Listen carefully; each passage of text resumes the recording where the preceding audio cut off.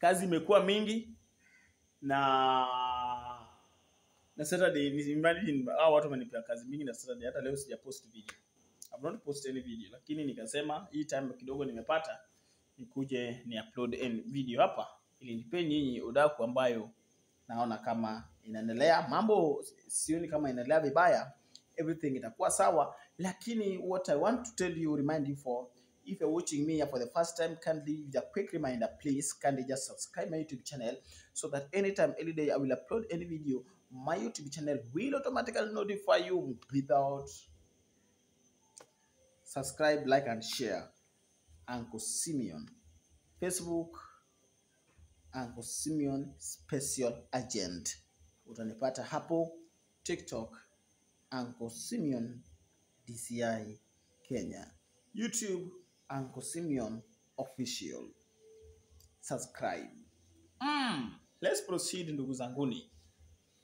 Naona kama mambo inaendelea vizuri, lakini msidhubutu kutrust that Gahidi. Atapeleka nyinyi hiyo interior place iko na jina, atupe location, Google location na hiyo area, atuambie hapa ndio meda yako, hapa ni hapa, na nani ako na yeye, lazima kuwe ako na mtu huko mwenye ako na yeye, ni huyu, namba yake ni hii. Lakini umepanda gari mnaenda interior place, my friends, munaenda kuanza na wapi na munaenda wapi? You know, sometimes it's good to speak the reality. I don't follow things blindly, and I'm someone ambayo anaongea kitu ambayo najua itafanyika. I know. Sasa mara ngapi nasemanga kidogo pole nani atarudi Charles na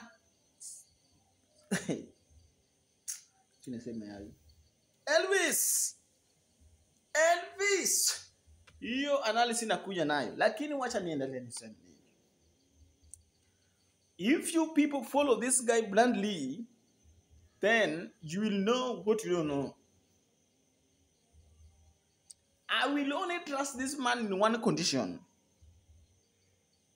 I will only trust Bravo in one condition. Let me tell you, condition number 1. If mumeleta Pastor Prince, mimi sina nguvu ya kutabiri hii maneno. Atutabirie, atuambie, je, amepanga nini kuhusu Sinadev? Amepanga nini kuhusu Fred? Na kwa nini ataki kutaja ile area na mtoto Sinadev's made ako? Why? Mbona amekataa kutaja hiyo area? It means bado is not willing to do that. Anataka tu Sinadev and Fred aende angukie Wagahidi. Ni manake hiyo chain ni kitu ambacho unaweza kata na pliers. Kuna chuma makuata hiyo chain. Sasa wewe mpeleka huko, vita imetokea kule na nyinyi mmemfunga hivi. Si mtu anakuja piga nyinyi, mtu amekuja kata hiyo chain, alafu sasa mambo ikue imechemuka tena huko. Number 1, give Pastor Prince or Pastor Joshua first priority. Akuje muite hapa, akuje hapo. Aonane na Bravo mundu kumundu. Waonane face to face. Atuabirie, je, ni kitu gani huyu jamaa amepanga?